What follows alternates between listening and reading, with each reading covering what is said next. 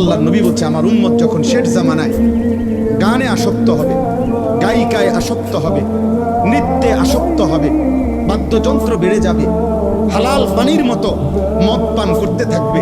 আল্লাহ রাসূল সাল্লাল্লাহু আলাইহি ওয়াসাল্লাম বলেছেন ইজা যাহারাতিল কায়নাত ওয়াল মাআজিফ ওয়াস্তাহাল্লাতিল খামরা, আল্লাহ নবী বলেন আমার উম্মতকে তখন মাটিতে ধসিয়ে দেওয়া হবে, পাথরের বৃষ্টি বর্ষণ করা হবে, চেহারা বিকৃত করে।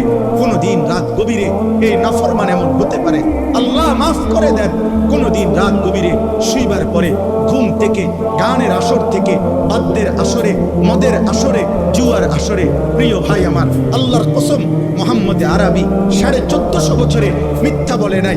এই পাপের শাস্তি হিসাবে নবী বলছে চেহারা কোনদিন অচিরেই শেষ জামানায় আমার উম্মতের চেহারা এই গান, বাদ্য, মদ, নেশা, জুয়ার আসক্ত ব্যক্তির চেহারা মানুষের সুরত বদলিয়ে পশু জানোয়ারের আকৃতি হয়ে যাবে।